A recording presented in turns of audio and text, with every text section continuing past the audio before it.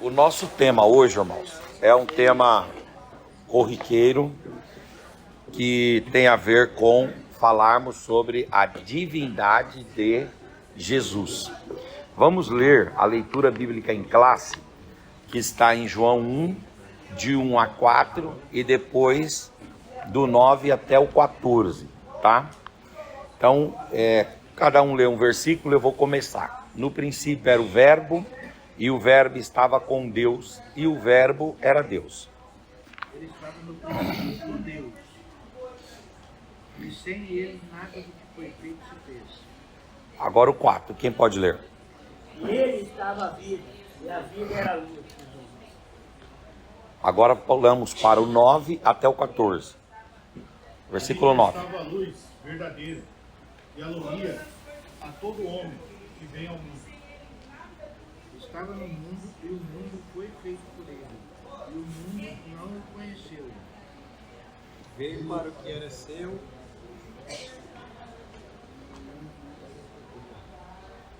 O 12 agora. Mas a todos quanto o receberam, deu-lhes o poder de serem feitos filhos de Deus, aos que creem no seu nome.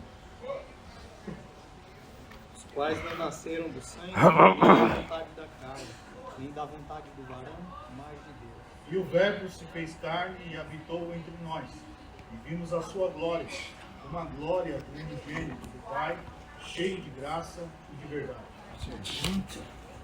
Amém. Muito obrigado. A nossa introdução aqui, irmãos, fala assim: o apóstolo João, como judeu monoteísta, instruído na sinagoga, não está apresentando um novo Deus, mas colocando o Verbo dentro da divindade dos seus antepassados. O apóstolo não admitia em hipótese alguma outra divindade, senão só e somente o Deus Yahvé de Israel. Por isso, no prólogo do seu evangelho, ele descreve o Verbo com os atributos da deidade, aqueles que mais se destacam no seu relato, do começo até o fim. Então, vamos pensar no seguinte. Tem uma matéria no curso teológico que ela é chamada de Cristologia. E dentro da matéria de Cristologia, nós temos um tópico. E um dos tópicos mais importantes é a respeito da defesa que a Bíblia faz a respeito da divindade de Cristo, né? Por quê? Tem uma aceitação, quase que de forma unânime, que Jesus, homem, verdadeiramente existiu. Porque não haveria possibilidade de um mito ter um impacto tão grande quanto teve ou tem o cristianismo. Então, a existência de Jesus enquanto homem, até os ateus admitem. Se você uma hora tiver a oportunidade de ouvir o Pondé, que é um ateu, ele fala que o homem Jesus existiu. Se você ouvir, por exemplo, o filósofo Clovis, fala muito nas universidades, tem muitos vídeos dele na internet, muitos livros escritos, ele diz, é inegável que Jesus nasceu. Se a gente pegar até nas religiões que combatem contra Cristo, elas admitem a existência física e humana de Cristo. Por exemplo, se tiver um judeu ortodoxo aqui, praticante do judaísmo, e você perguntar se Jesus realmente nasceu e viveu, ele vai dizer que sim, que inclusive ele é um profeta. Se você chegar para um maometano, um muçulmano, um islâmico, e perguntar se Jesus existiu, ele vai dizer que sim, inclusive no islamismo ele é um profeta. Se você chegar, por exemplo, no espiritismo e for lá verificar o panteão de guias que os espíritas têm, você vai ver que eles também admitem a existência de Jesus. De modo que a humanidade de Jesus, ela tem, e a realidade da sua existência terrena, ela tem uma passividade. Agora, nós temos um ponto importante a defender e a perceber na Bíblia, que Jesus não é somente homem, e que Jesus é Deus. E há, por parte dos autores bíblicos, esse esforço de demonstrar a divindade de Jesus. Por quê? Porque a vida de Jesus, ou melhor, os desdobramentos da vida de Jesus só fazem sentido partindo da premissa da sua divindade, entende? Se ele não é Deus, como disse o Philip Yancey, né? Ele não pode salvar. Ele, sendo homem, pode se compadecer, mas se ele não é Deus, ele não pode salvar. Se ele não é Deus, ele não pode ser adorado. Se ele não é Deus, não podemos ter esperança na ressurreição.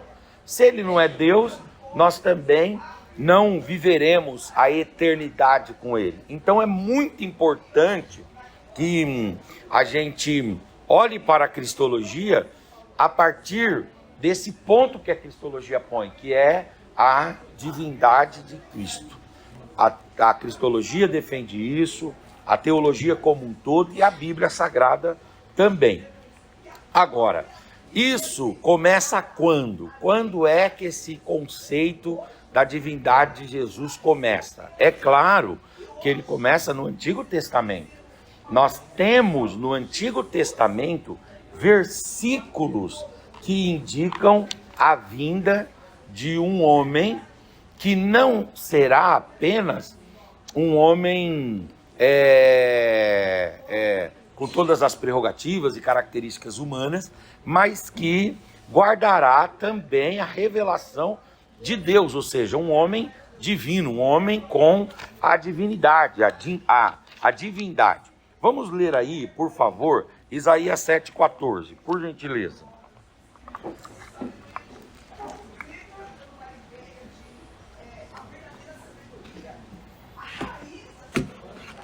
Isaías 7,14.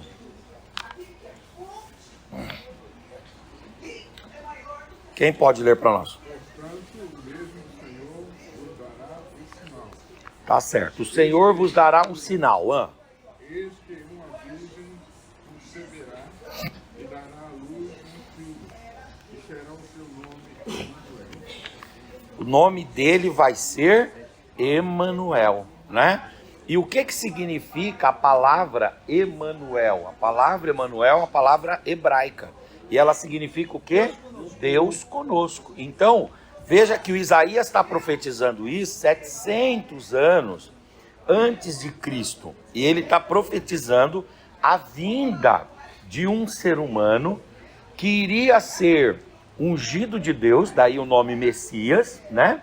Ele seria ungido de Deus, ele faria uma obra que ninguém fez até então, uma obra única que ninguém tinha feito, mas que esse que viria, ele teria algo a mais ainda. O que ele teria? Ele seria uma manifestação expressa da divindade. Agora, chega finalmente no Novo Testamento. E quando a gente chega no Novo Testamento, vem o apóstolo São João. E o João, ele vem como discípulo de Jesus, escreve o seu evangelho, e no evangelho, João começa o seu evangelho chamado de prólogo. A palavra prólogo é introdução, né? No seu prólogo ele vem falando o quê? Ele vem reafirmando exatamente esta divindade de Cristo. Ele vem reafirmando, e ele vem reafirmando falando a respeito de algumas características de Jesus que demonstram a sua divindade. Então ele fala lá que, no primeiro versículo, que no princípio ele era o verbo. Então veja que aqui João está falando de um assunto muito importante que tem a ver com a divindade de Jesus, que é a pré-existência de Jesus. Por exemplo, a encarnação, ela aconteceu no ano 0 da era cristã. Então, fisicamente, humanamente, de modo corpóreo e carnal, Jesus, ele manifestou-se, encarnou-se no ano 0 para cá. Ok. Mas Jesus, ele já era antes da encarnação. E como que João prova que ele já era? Ou como que João prova não? O que João ensina quanto ao período de Jesus antes da encarnação? Ele diz que ele é desde o princípio. Por exemplo, quando a gente estuda antropologia bíblica, a gente vê a respeito do surgimento da alma. Quando que a alma surge? Porque o corpo surge quando?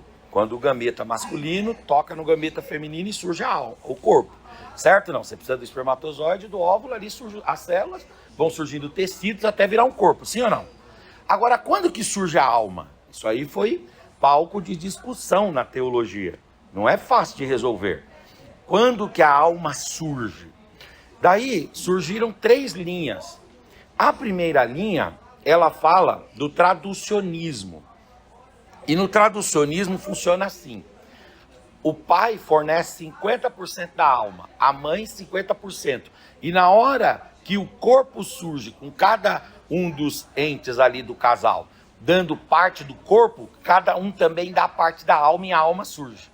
Seria como se a metade da alma estivesse no pai e a metade da alma estivesse na mãe. E aí nessa fusão surge a alma. É uma teoria que existiu, mas ela não é aderida por nós. Nós não aderimos isso daí, porque nós teríamos muitos problemas a respeito disso, no sentido de que seria o homem que daria a vida espiritual para o homem. E o homem só pode dar a vida física para o homem. Mas a vida espiritual não é possível. Bom, então, essa é a primeira linha. A segunda linha, ela é chamada de pré-existencialismo. Na teoria do pré-existencialismo, como funciona? Na teoria do pré-existencialismo, Deus teria, o Agostinho era defensor dessa linha, Deus teria um acervo de almas, e na medida que os corpos vão surgindo, Deus vai enviando essas almas. O Agostinho até falava do déjà vu, que é aquela sensação que o ser humano tem de viver uma situação julgando que já tenha vivido aquela situação. Fala, puxa, mas parece que eu já passei por isso. Essa linha também não foi aceita ao longo dos anos, nem pelos teólogos reformados, nem por nós. Por que não? Porque esta linha, ela indicaria uma pré-existência, uma eternidade humana semelhante à eternidade de Deus. Porque aí nós não conseguiríamos dizer quando que as almas surgiram, né? Quer dizer, aí o homem ganharia um atributo que é exclusivo de Deus, que é ser sempiterno, ou ser autoexistente, entendeu? Muito bem. E a terceira linha, que foi aquela que nós mais aderimos, é a linha que diz que a alma surge pelo criacionismo, ou seja, quando o gameta masculino toca no gameta feminino e forma o tecido, naquele momento Deus cria a sua alma. A sua alma é criada naquele momento. Então tem um tempo que a sua estrutura incorpórea, imaterial, a sua estrutura espiritual não existe. E aí quando o corpo surge através do gameta, surge então a alma. Esta linha foi aderida quanto aos homens, mas ela não pode ser aderida quanto a Cristo. Por quê? Se você disser que Cristo, ele surge no dia da sua encarnação, então você nega a eternidade de Cristo. É por isso que João, quando ele vai começar o seu livro, ele vai falar, no princípio ele era o verbo. Ou seja, antes da encarnação, Jesus tem a sua realidade, Jesus tem a sua manifestação, Jesus tem a sua atuação, Jesus é, antes da encarnação. E aí, João, quando fala isso, de forma sutil, ele está falando a respeito de um atributo divino que Jesus tem. E qual é esse atributo? O atributo da autoexistência. Por quê? Porque no princípio, e entenda aqui princípio diferente do princípio do Gênesis, porque lá no Gênesis 1 tem princípio lá. Lá no Gênesis está escrito, no princípio criou Deus os céus e a terra. Só que João, ele não está falando que Jesus é desde o princípio, colocando Jesus no Gênesis 1.1. Ele está colocando Jesus antes do Gênesis 1. Ele está colocando Jesus num tempo em que não havia tempo, não havia espaço e não havia dimensão. Ele está colocando Jesus naquilo que convencionou-se se chamar pela teologia de eterno passado. Eterno passado, entendeu? Eterno passado. Não havia cosmo, não havia água, não havia ar, não havia planeta, não havia sistema planetário, não havia nenhum tipo de criação, mas Jesus está lá no princípio, entende? Então, se ele está lá no princípio, então ele não foi criado, ele é incriado. Se ele está lá no princípio, então ele não teve início. Se ele não tem início, ele é igual ao Pai. Tem aqui, Gino? Tem, obrigado. Viu? Ele é igual ao Pai, ele tem um atributo chamado de autoexistência. Por exemplo, o que diz lá Isaías 43:13? Né? Ainda antes que houvesse dia, eu sou, não é isso? Não há quem possa fazer escapar das minhas mãos, agindo eu, quem impedirá? Então Deus, ele é antes do dia, sim ou não? Antes que houvesse dia, Deus é. E Jesus, segundo João, também é. Antes que houvesse dia, Jesus é. E aqui está falando a respeito dessa autoexistência, está falando a respeito dessa característica de Jesus ser incriado, está falando a respeito dessa marca de Jesus como Deus sendo sempiterno, entende? Essa expressão sempiterno ou de eternidade em eternidade só é atribuída a Deus, mas também é atribuída a Jesus, né? Não existia luz, não existia ar, não existia espaço, não existia terra, não existia sol, não existia estrelas, não existia planetas, não existia fauna, não existia flora, não existia água, não existia minério, não existia o Rael, não existia o Henrique, não existia igreja, não existia igreja organizacional, estou falando, não existia nada.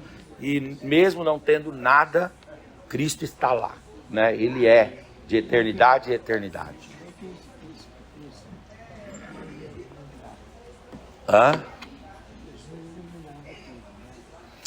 Sim. A Bíblia fala que ele é a luz dos homens, né? Isso é um atributo dele, mas não é um atributo que começa da encarnação para frente. A minha história começou dia 15 de 12 de 1983. A sua história começou dia 10 do 6 de... 10 do 7, né? 10 do 6. 10 do 6 de 1935. A história de Jesus começou quando? Começou no ano 0? 25 de dezembro do ano 0? Não. A história de Jesus, ela é pretérita. Ela é anterior. Jesus é de eternidade em eternidade. Entendeu? Pela ordem, senhor presidente. Vamos garantir para o senhor a sua palavra, mas vamos ouvir o nobre deputado, que ele pediu a palavra antes. O senhor já vai falar. O tempo regimental vai ser garantido para o senhor. Pode falar.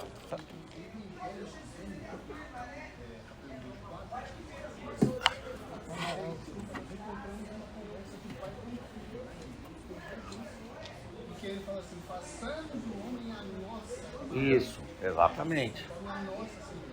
Então, Fê, mas beleza, só que aí é depois de uma dimensão criada.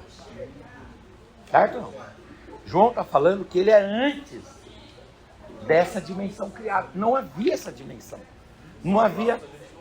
A gente não tem, é antes do Gênesis 1:1, antes do Bereshit Bara Elohim, antes, entendeu? Ele já é. É claro que aí também tem uma prova da pré-existência dele e da Trindade, beleza. Mas João está invocando um período anterior, entendeu?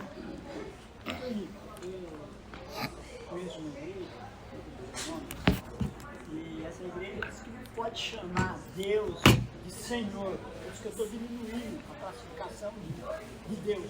O Senhor, colocamos a expressão Senhor.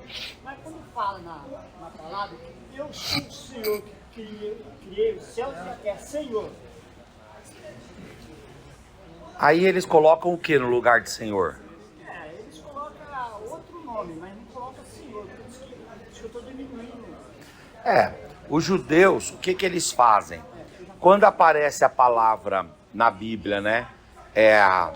O tetagrama, que é YHWH, que seria o nome impronunciável, o eu sou. Quando aparece isso, às vezes, eles, ao invés de usar o nome Yahvé, Javé, eles usam o nome Adonai. Eles usam o nome Adonai. E Adonai, em hebraico, é Senhor. Então, aqui há um zelo da parte deles para não falar o nome de Deus, porque o nome de Deus é o nome impronunciável. E o nome de Deus também não pode ser tomado em vão. Então, eles, com zelo, o que eles fazem?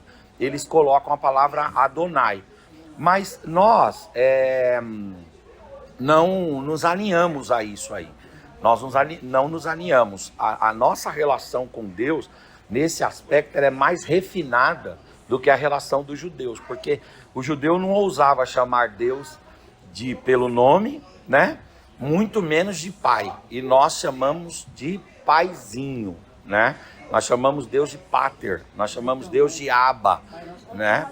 E podemos chamar de Senhor. Se você pegar, por exemplo, no Novo Testamento, a palavra para Senhor é a palavra Kyrios, né? A palavra, o termo grego Kyrios, que é para Senhor. Senhor que é o dono, Senhor que é o Criador, Senhor, né?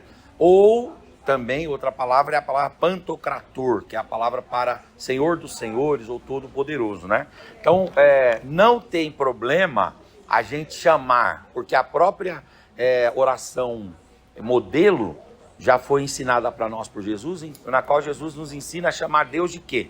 Ele diz, quando orarem, orarão assim, 2 pontos, Pai nosso que está no céu. Então veja que Jesus deu para nós uma liberdade, né, na forma de chamarmos Deus e de considerarmos Deus, tá?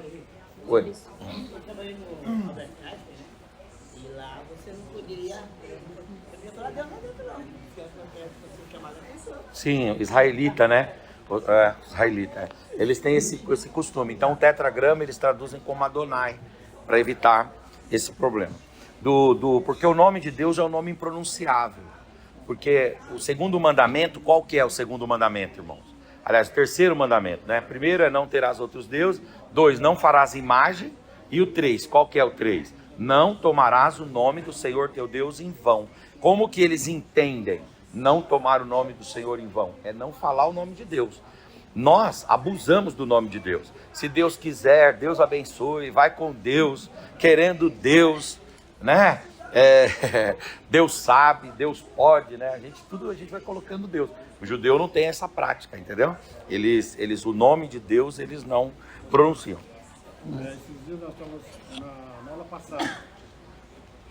O assunto foi que o próprio Deus se defende, né?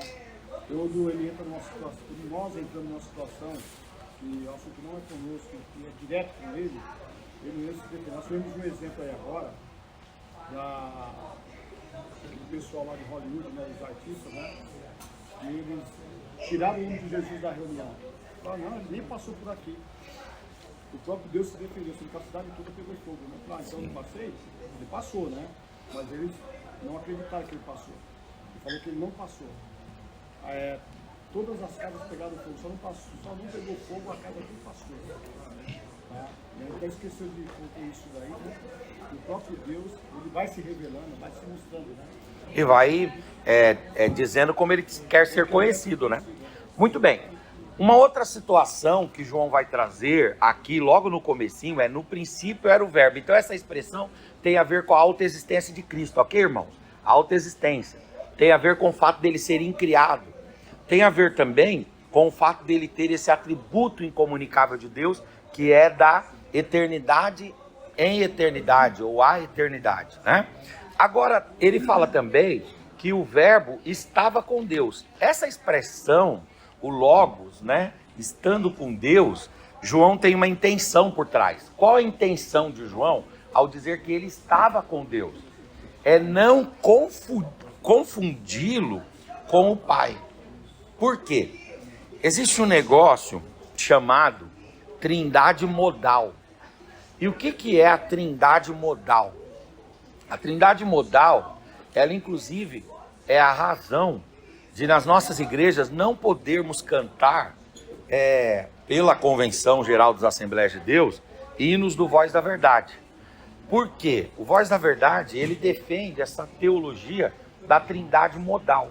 E são hinos tão bonitos, né? Maravilhosos, mas o pastor Ezequias Soares pregou na escola bíblica do Belém no ano de 2023. E quando ele, aliás, no ano de 2022 ele pregou. E ele prega no 2022 e ele condena essa prática dos hinos do Voz da Verdade serem cantados nas nossas igrejas, porque eles defendem a teologia da trindade modal. Isso é verdade mesmo. Isso aí é uma coisa que já existia, né? Lá no segundo século da era cristã, a trindade modal já está presente lá. Mas o que acontece? Aí em 2022, o Ezequias Soares bate nisso. Em abril de 2023 tem a convenção. Na convenção sai uma orientação do pastor Zé Wellington. Qual é a orientação? Da convenção como um todo, né? A orientação é que não se cante em nossas igrejas hinos do Voz da Verdade. Vocês podem ver que tem se escasseado essa prática várias vezes. Apesar que esses dias eu estava lá no Belenzinho, daí uma irmã puxou o hino do Voz da Verdade e depois entregou para o pastor Zé Wellington. O pastor Zé Wellington, muito sábio, né? Para não acabar com o clima do culto, o que ele fez? Ele deixou o hino acabar, entendeu? E foi tocando ali, foi deixando o hino acabar e tal. Aí o hino acabou e tal. Né? Ele, muito experiência dele, né? Experiência fora de série, né? Muito sábio. E ele não quis trazer nenhum estresse para a igreja, né? Muito bem. Então, mas não se pode cantar. Por quê? O que é a tal da trindade modal? É o seguinte... Isso desde o segundo século da era cristã, um teólogo, ele chega e fala assim: eu tenho uma explicação para a trindade. Qual a explicação que ele tem? Há um único Deus, né? Porque no pensamento monoteísta, o que é o pensamento monoteísta? Mono é um, né? Theos é Deus. Então, o monoteísmo é o pensamento, é a teologia que crê num só Deus. Então, no pensamento monoteísta, nós não podemos ter três deuses. E nós não temos três deuses na trindade. Nós não temos três deuses. Mas como pode parecer que temos três deuses, então ele quis dar uma solução. Qual foi a solução que ele deu? Disse assim, há um só Deus e uma só pessoa. Entendeu? Um só Deus e uma só pessoa. E esse Deus e essa pessoa se manifestou ao longo do tempo de três formas diferentes. Primeiro, esse Deus, essa mesma pessoa, se manifestou de uma forma como Pai. Depois, esse Deus e essa mesma pessoa se manifestou na forma de Filho. E depois, hoje, esse Deus e essa pessoa se manifestam, né, através do Espírito Santo. Ou não é através, mas no modo do Espírito Santo. Por isso que é trindade modal. No modo do Pai, no modo do Filho e no modo do Espírito.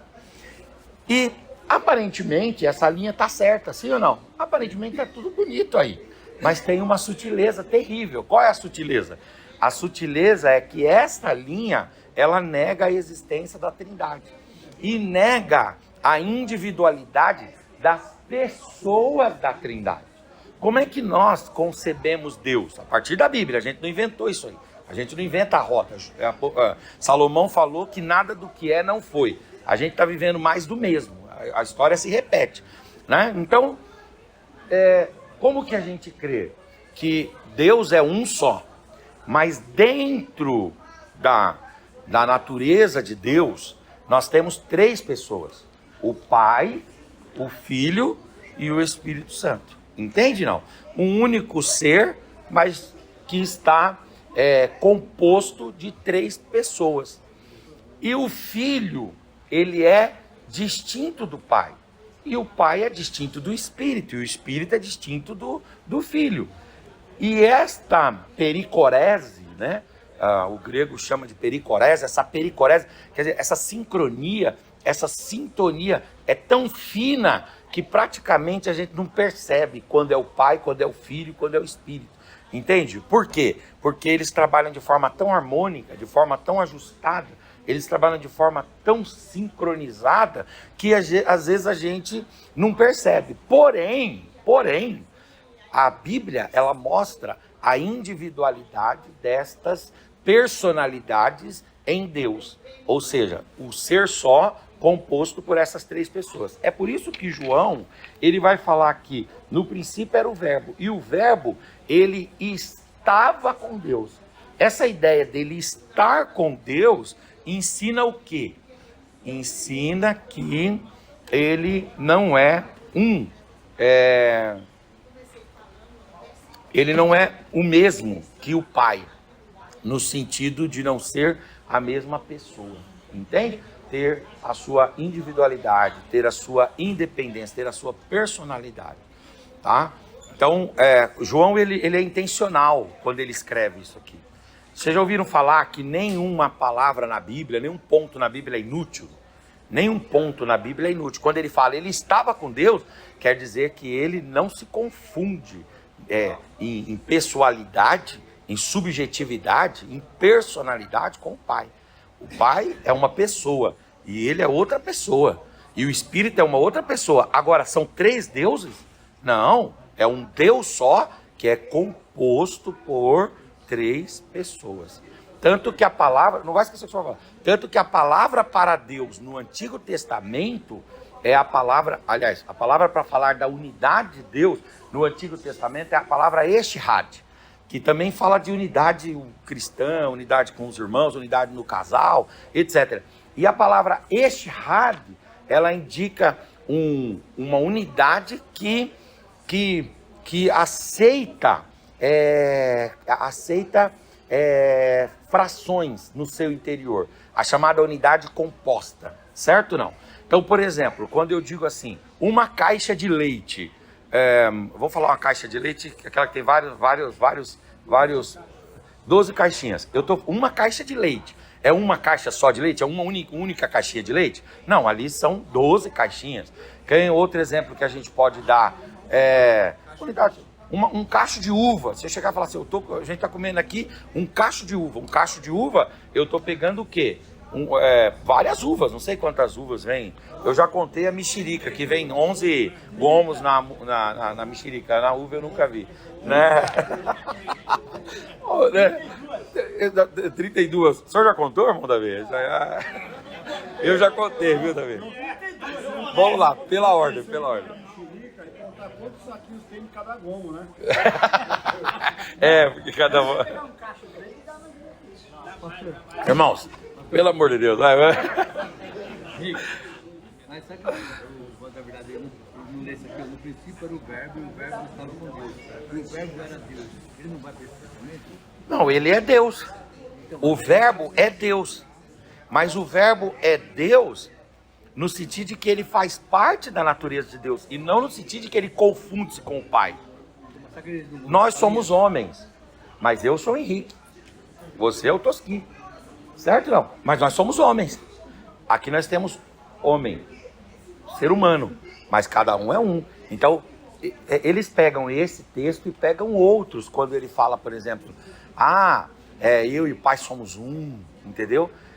Eu vim aqui fazer a vontade do Pai. Então eles trabalham esses textos que dão a ideia de que de que seria um só. Mas ele e o Pai são um, não no sentido de que eles são a mesma pessoa, mas no sentido de que os atributos que o Pai tem, ele tem. O poder que o Pai tem, ele tem. A glória que o Pai tem, ele tem. A majestade que o Pai tem, ele tem. Entendeu? Então, por isso que é uma dó, dá uma dó a gente pegar aquele acervo do Voz da Verdade e jogar fora, né? Os varões aí, agora tem grupo de varões aqui também, né? É difícil, porque os hinos para varões, a maior parte da Voz da Verdade são hinos bons, né? Para isso, né? Lá é bonito e tal. A gente conhece, quando foi o Voz da Verdade, falava que eles negavam Jesus. Eles não negam Jesus. Não nega. Só que eles não, eles entendem que é a mesma pessoa. Eles negam essa estrutura da Trindade, essa estrutura da Trindade. Quem tinha pedido a palavra também? Perdão, Pedro. Neemias, desculpa, peraí. Eu sei que cada um faz a sua oração. O que eu queria saber é o seguinte, quando a gente faz uma oração, a forma certa, nós estamos falando com 3 pessoas. A forma cronológica, começa a falar com o Espírito Santo, começa a falar com Jesus, com Deus. Qual que é, porque assim, nós vemos que a Bíblia fala, pedis mal, né?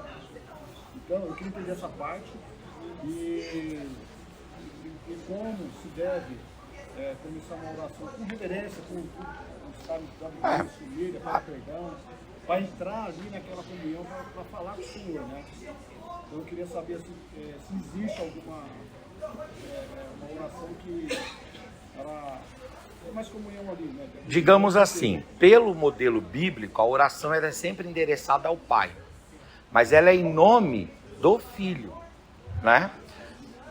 Então, eu começo a minha oração, Deus e Pai, em nome do Senhor Jesus Cristo, eu entro em sua presença. É assim. E como que eu encerro a oração? Em nome do Senhor Jesus Cristo. Eu fecho a minha oração em nome de Jesus.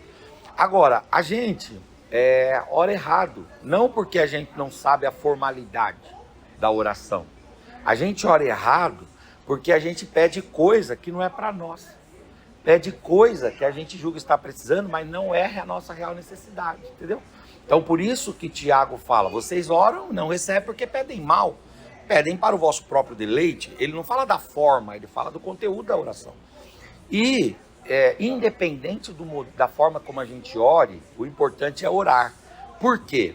Porque, às vezes, a gente se apega a tanta forma que a gente acaba não orando, né? E tem um outro tema também que a gente tem que explorar nisso, que é o seguinte: o Espírito Santo, ele é poderoso para pegar a nossa oração mais desorganizada possível e organizá-la de uma forma que o Pai escute. Agora, nós somos homens esclarecidos, né? Maduros, adultos na fé, e se nós somos adultos na fé, a gente tem que fazer as coisas direito. E uma forma de fazer direito é orar ao Pai em nome do Senhor Jesus Cristo. Essa é a forma bíblica, esse é o modelo bíblico. Claro que se uma pessoa orar diversamente disso, Deus vai ser misericordioso e vai ouvir e vai atender. Mas a oração tem que ter para nós. Você não pode exigir isso daqueles que não são esclarecidos, né? Ou de todo mundo, mas para nós que temos esclarecimento, a oração ela é sim organizada ao Pai, endereçada ao Pai, em nome do Senhor Jesus. Quando eu termino a minha oração, eu termino em nome do Senhor Jesus. Eu orei aqui em nome de Jesus. Jesus falou, o que pedires ao Pai em meu nome, Ele vos concederá, né? Só última só para funcionamento. Eu, pelo menos, o que eu faço? Eu aprendi que tudo que está acontecendo comigo, os meus anseios, os meus problemas, tudo que está acontecendo comigo, tá? Eu, pelo menos, faço isso daí, que eu já fiz várias vezes e deu certo. Eu aprendi fazendo. A Bíblia fala assim, lança sobre mim toda a vossa ansiedade que eu tenho cuidado de vós. Quando eu estou com alguma coisa assim muito séria para resolver, que eu sei que Ele sabe, né? Eu tenho ciência disso daí. E aquele problema está na minha cabeça, Senhor, estou ansioso. Você me conhece, eu não sou disso, eu sou ansiedade. Me ajuda a resolver, eu mostro a solução desse problema. Às vezes eu nem declaro o que é. Mas eu acho que mas o Senhor conhece a sua mente, sem dúvida. Eu não preciso de estar nem relatando, a não ser que seja algo muito específico, muito sério. E a gente precisa estar falando o nome, né? E aí a gente apresenta ali, pelo menos eu vejo dessa forma. Não, perfeito. Orando ao Senhor Pai, em nome de Jesus, colocando as suas angústias.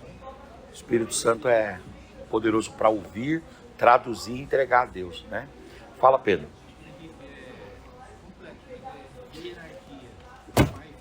Não existe hierarquia, não existe hierarquia, não existe. Essa ideia, boa palavra sua, essa ideia de hierarquia entre o Pai, o Filho e o Espírito Santo, não existe. O Pai, o Filho e o Espírito Santo trabalham de forma harmônica, de forma sincronizada. Cada um opera uma função nas obras que eles operam, porque foram várias obras que a Trindade realizou. Uma delas é a salvação, mas não só na salvação. Cada hora eles vão trabalhar numa coisa. E nessa situação, cada um vai desenvolver ali uma finalidade, um papel, tal. Mas isso não mostra hierarquia. Não há hierarquia entre eles. Porque se você disser que há hierarquia, então você está deixando um Deus menor que outro. E você está saindo do monoteísmo e está criando um politeísmo, porque você está tirando.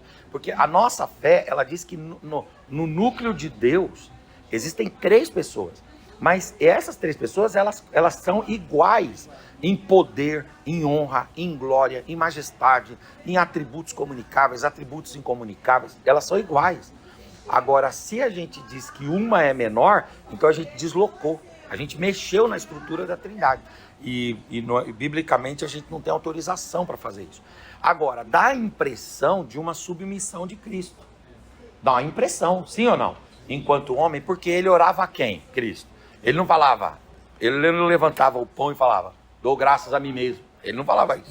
Não é isso? Ele não era narcisista. Jesus não tinha esse narcisismo, né? Então ele não fazia isso, de levantar o pão e dar graças a ele mesmo, né?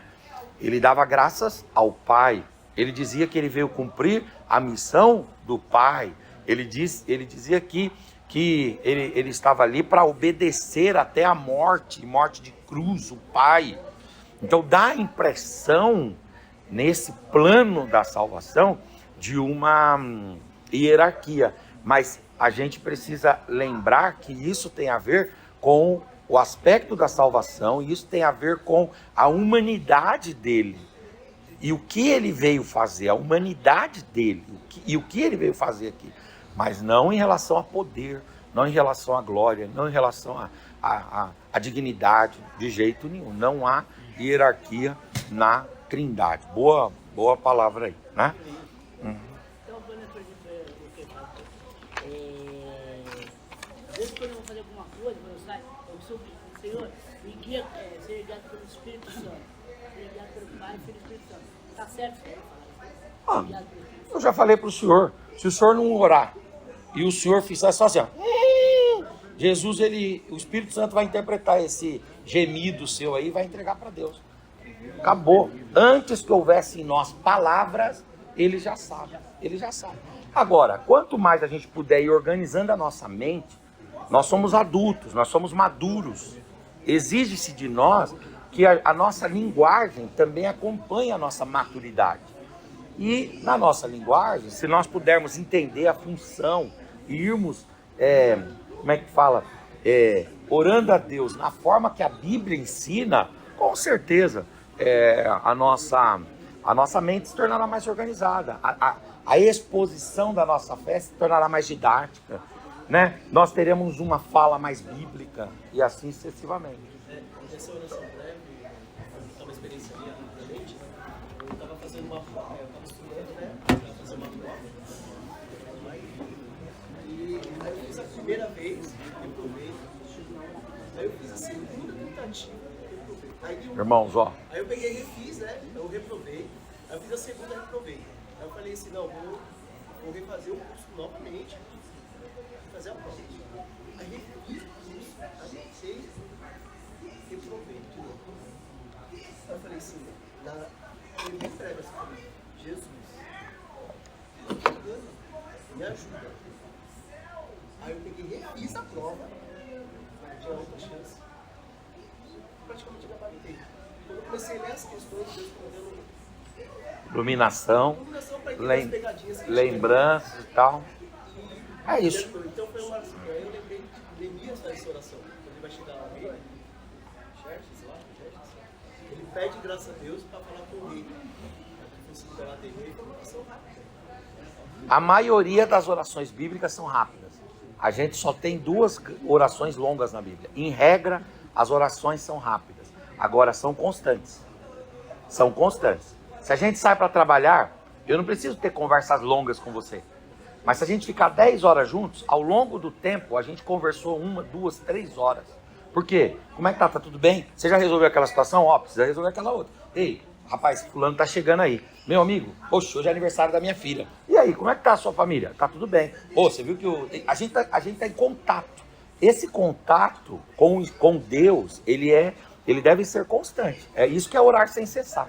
Não dá para orar sem cessar ajoelhado. Quem aqui vai ficar 24 horas ajoelhado?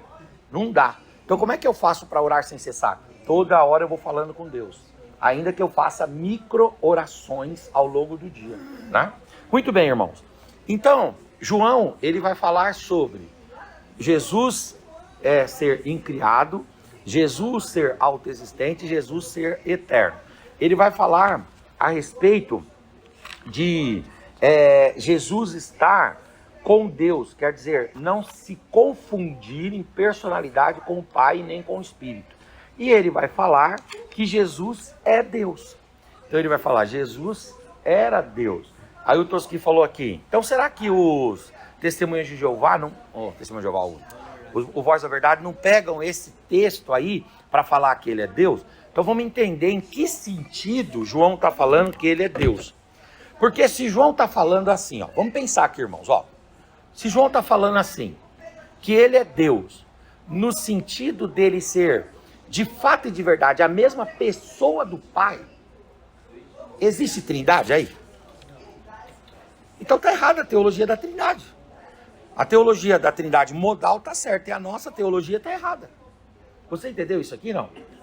Então, o que João tem em mente quando ele fala assim, no princípio era o verbo estava com Deus e o verbo era Deus. O que ele quer dizer com o verbo era Deus? Ele quer dizer que ele também tem os mesmos atributos de Deus. Então vamos ver aqui, eu gostei muito da revista, quando ela no tópico 1, ela fala assim, a doutrina bíblica da divindade de Jesus.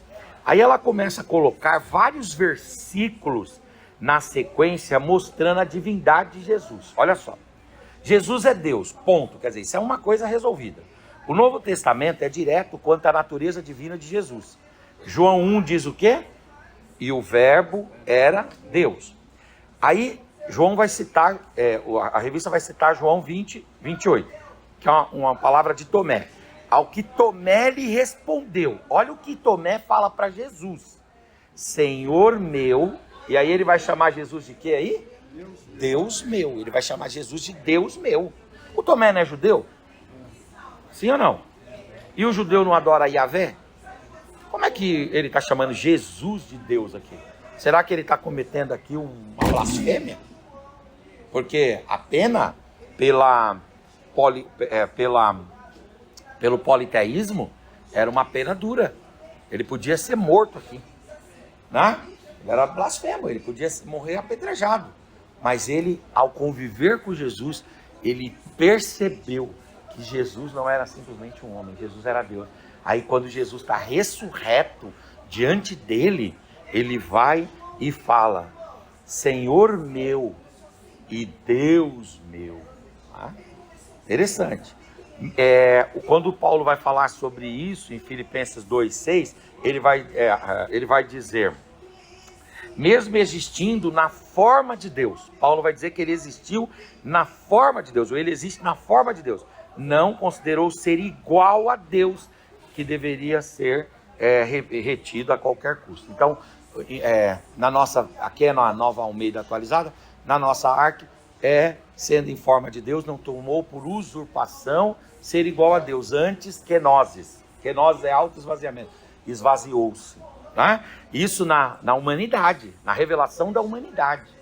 Mas, apesar de esvaziar-se na humanidade, no ato, ou no momento, no tempo da sua humanidade, a presença da divindade, da deidade está lá. Por quê? Porque sendo Deus, Paulo não fala, ele não era Deus. Paulo diz, sendo Deus, não teve por usurpação ser igual a Deus. Sendo Deus, não teve por usurpação agir igual a Deus. Sendo Deus, não atuou como Deus na inteireza do ser de Deus. Ele abriu mão. Ele abriu mão. Um dia o Pedro estava lá no Getsemane, aí o Pedro vai e corta a orelha do Malco. Jesus olha para o Pedro assim e fala assim: você acha, Pedro, sem brincadeira mesmo, você está meio doido, você acha que se eu quisesse agora, eu não faria uma convocação aqui, e aí viriam aqui 12 legiões de anjos, 12 legiões de anjos, 12 legiões de anjos, cada legião são 6.000 soldados romanos, 72 mil anjos, 72 mil anjos eu podia chamar aqui agora, só para a gente conversar, para bater um papo, tomar um café com eles, ficar aqui com eles aqui na boa, né? Veja que Jesus está ridicularizando, Jesus está, eu posso chamar, né? É igual a mulher samaritana, o Pedro foi, você vê como são as coisas, né, irmão? Às vezes a gente anda tanto com Jesus e não percebe quem é ele. A mulher samaritana falou assim, Jesus falou: quem deu essa água aqui para você? Aí ela falou: foi Jacó. Aí ele disse: se você beber da água que eu te der, você nunca voltará a ter sede. Agora quem bebe dessa água aqui volta a ter sede. Aí ela olhou e falou assim: o senhor pensa que o senhor é maior do que Jacó? Você vê como que é falta noção nela? Ela está falando com Deus. E ela está comparando Deus a alguém que é menor do que Jacó. Quer dizer, para ela, Jacó é maior do que Jesus. É maior do que Deus. Ela não tinha o conhecimento, claro. Depois que ele se revelou para ela, mas o senhor está achando que o senhor é maior que Jacó? Ah, mulher, se você soubesse. Jesus ali ficou para falar umas poucas e boas para ela, viu? Mulher, se você soubesse. O Felipe, mostra-nos o Pai. Você vê como essas coisas? Mostra-nos o Pai. Aí ele vai falar assim: eu estive com você todos os dias. Você diz: mostra-nos o Pai, né? Não no sentido de que ele é a mesma pessoa do Pai, mas no sentido de que ele tem o mesmo poder, de que ele está cumprindo a missão do Pai, que ele tem a mesma glória, assim sucessivamente. Mas isso, pastor, tudo isso daí... Não reconheceram mesmo depois, né? Ressurreto. Né? Tudo isso aí é a nossa limitação espiritual de enxergar o mundo espiritual e ver que ele está, né? É por isso que falar que Jesus é Deus, levar o homem ao convencimento, não é uma obra da arguição humana. Por quê? Quando Pedro confessou que Jesus é o Filho de Deus, lembram lá na confissão de Pedro? Jesus falou o que para ele no final? Depois ele confessa, aí Jesus fala o que para ele? Não, aí ele fala: você é pedra. Não, mas antes disso ele fala uma palavra para ele, vocês lembram? Não foi a carne nem o sangue, não foi o homem quem te revelou. Você não é capaz de perceber a divindade de Jesus. Você é capaz de conhecer os textos sobre isso. Você é capaz de conhecer as confissões de fé sobre isso. Você é capaz de conhecer as declarações de crença sobre isso. Mas você não é capaz de conceber a divindade de Cristo só por obra do Espírito Santo. Por isso que a gente não pode se tornar tão aguerrido num debate a ponto de, no debate, querer dissuadir o outro. Por que não? Porque no debate você só pode expor a sua opinião. O outro terá que ser convencido por quem? Terá que ser convencido pelo Espírito Santo, né? Muito bem. Aí vem, Paulo vai falar também em Colossenses 2:2, né? Para conhecimento do mistério de Deus, que é Cristo. Cristo é o mistério de Deus. E não é o mistério de Deus dizendo: não, irmãos, é mistério, hein? Porque na Bíblia, o mistério ele é revelado. Na Bíblia, o mistério ele é revelado. Ele é o que é o mistério na Bíblia? Não é aquele do corinho. É mistério, mistério de Jeová. Vocês não sabem disso, porque vocês nunca frequentaram a vigília, que tem, como é que fala lá, o pandeiro, né, e tal. Cadê vocês? Mas vocês lembram desse hino, sim ou não? É mistério. Não é esse o mistério. E o que é o mistério? É o mistério, não é o mistério.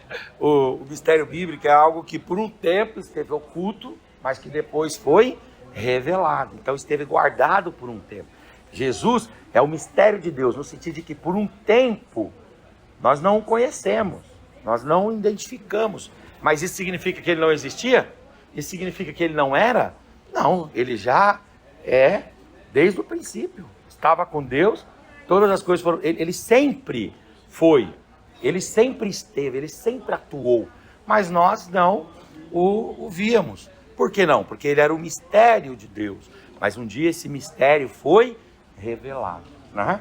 Revelado. Outra coisa, Paulo vai falar aqui em Tito 2,13, na revista também, no tópico 1. A manifestação da glória do nosso Deus e Salvador Jesus Cristo. Olha que interessante. Ele é a manifestação da glória do nosso grande Deus e ele é Salvador Jesus Cristo. Jonas 2,9 fala assim: ao Senhor pertence a salvação. Só que aqui Jesus é chamado de Salvador. Se Jesus é chamado de Salvador e só quem pode salvar é Deus, então ou Jesus é um narcisista, lunático, megalomaníaco, ou Jesus é Deus de fato e de verdade.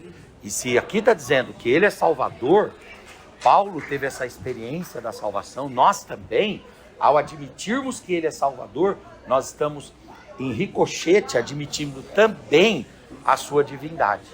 Quer ver uma outra situação?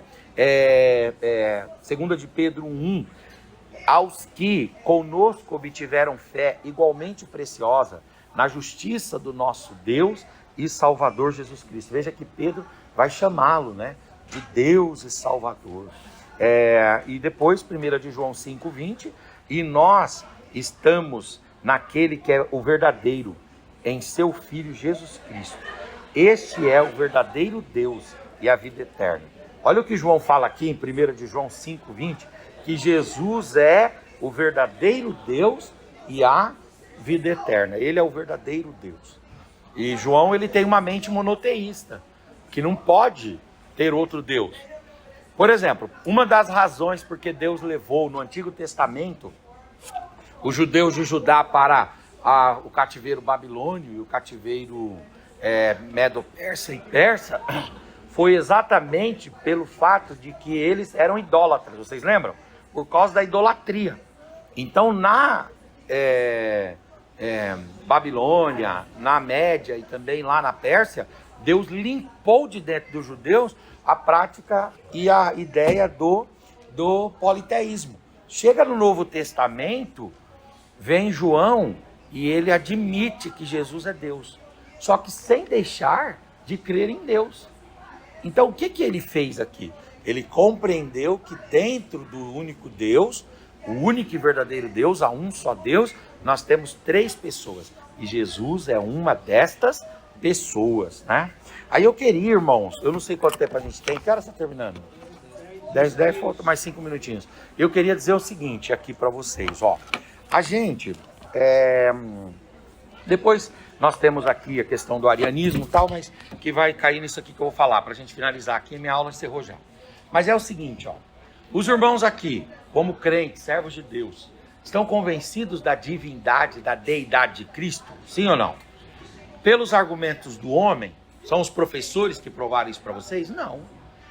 A gente pode mostrar versículos, indicar na Bíblia, mas quem que faz isso aí? É o Espírito Santo de Deus. Você tem que ter o seu contato com o Espírito Santo. Você tem que ter a sua transformação e a sua regeneração produzida pelo Espírito Santo. Não vem de homem. E não vem de homem porque não vem de você, e não vem de homem porque também não vem de nós. Não vem de homem. Isso é obra de Deus. O campo da salvação é obra de Deus. Beleza. Só que a gente, às vezes, fala, eu estou convencido, eu creio assim, eu descanso nisso. Só que a gente vai dando vazões a pensamentos que negam essa verdade. E nisso nós temos um problema. Eu não tenho nada contra o Rodrigo Silva. Eu gosto do Rodrigo. Eu gosto dele enquanto arqueólogo, enquanto geólogo, enquanto historiador. Mas enquanto teólogo, ele não pode estar falando aqui pra gente. A gente não pode dar palco para ele. Por quê? Você ama Jesus? Sim ou não? Sim. Às vezes, me perdoe a minha aspereza, irmãos. Não, mas eu estou aqui entre meus irmãos aqui. Eu tenho liberdade de falar com vocês, né? Mas vocês não podem dar campo para ele. Por que não pode, pastor? Porque ele não crê no Jesus que você crê. Ele desconstrói o Jesus que você crê. Ele esfacela Jesus que você crê. Por que ele esfacela? Porque ele diz que Jesus é uma criatura de Deus. Ele diz que Jesus ele se iguala ao Miguel, ao arcanjo Miguel. Ele diz que Jesus não existiu durante um tempo. Veja que ele desconstrói a divindade de Jesus. E às vezes você dá palco para ele. Onde você dá palco? Você dá palco no seu Instagram, você dá palco no seu Facebook, Você dá palco porque você fica assistindo horas ele falar baboseiras lá a respeito da questão lá de Israel, mas sempre puxando para o adventismo. Então, querido irmão, eu vou falar uma coisa para o senhor. A gente não pode ter uma postura assim. Não, eu amo Jesus. Jesus para mim é Deus. Aí vem um cara que desconstrói Jesus e a gente fala, beleza. Paulo fala assim, e João fala uma palavra dura. Eu estava dando aula semana passada para os jovens lá sobre isso. Paulo fala que com estes você não pode nem sentar à mesa. Por que eu não posso sentar à mesa? Porque a heresia dele vai te contaminar. Distorce, né? As más conversações corrompem os bons costumes. Minha mãe dizia assim, diga-me com quem tu andas, que eu direi quem tu és. É simples assim, gente. Pelo amor de Deus. Então, eu não estou dizendo assim, então não vou ouvir nada, pastor. Não, faça um filtro. Mas coloque na sua mente. Não seja simples quanto a isso. Não seja simples. Por exemplo, os TJs. Qual é o problema dos TJs? Que é a teologia do arianismo viva. Qual que é o problema dos TJs? O TJ é maravilhoso, eles entregam lá o caderninho da sentinela para nós, eles visitam a gente, se a gente for lá no culto, a gente é muito bem tratado, não sei o quê, mas qual que é o problema dos TJ? Qual é o problema?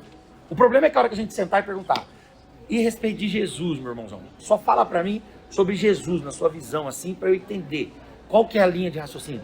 Jesus, ele é um Deus criado.